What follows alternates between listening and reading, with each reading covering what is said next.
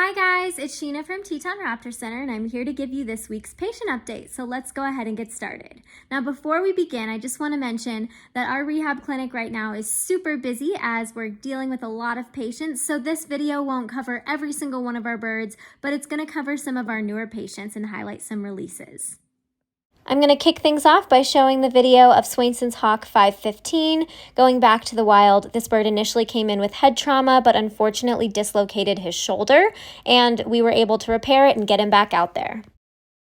Our second release of the week was Great Horned Owl 7-2, and this little baby great horned was displaced out of its nest, so we instead put him up in this little milk crate, tied it to the tree, and the parents continued caring for it as if it were back in its original nest.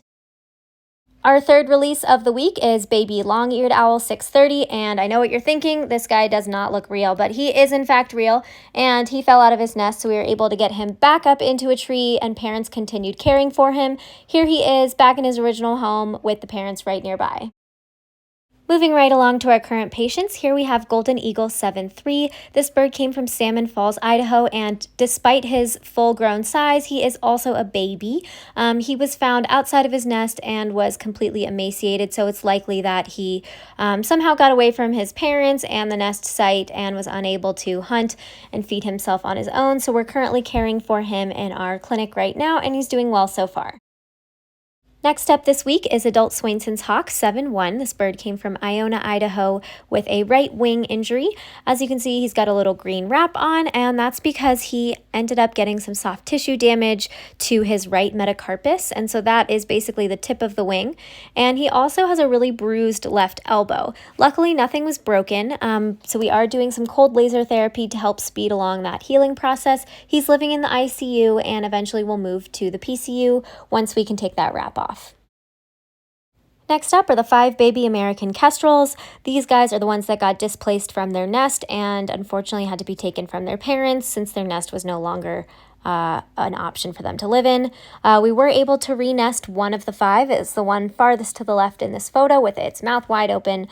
We got it back into a new nest with other chicks about the same age, and the parents quickly adopted it as foster parents, and the siblings didn't seem to notice that they had an extra sibling in the nest with them. So that's really good news, and we're still looking for active nests for the other 4, so if you guys know of any active kestrel nest boxes, please do let us know. Here we have Great Horned Owl 625, and this juvenile bird came in due to pretty severe soft tissue damage to his right wing and his right leg. You can see in this photo here, he is getting what's called cold laser therapy, and this cold laser essentially is used on areas that are bruised with tissue injury, broken bones, anything like that, and it helps promote and speed up the healing process. Last but not least for the birds that we're going to be covering in this video is Red-tailed Hawk 619. This bird came from Teutonia, Idaho with a severe soft tissue wound in his right leg.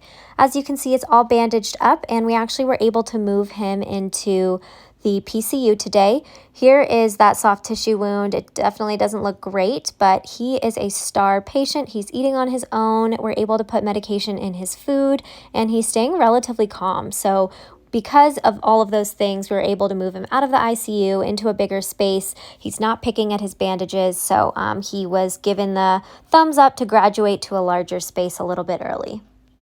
All right, that's all we've got for this week. Thank you guys so much for tuning in, and I hope you enjoyed learning more about our birds. Remember that if you want to do your part to help keep wild birds wild, you can check out our website at tetonraptorcenter.org and make a donation.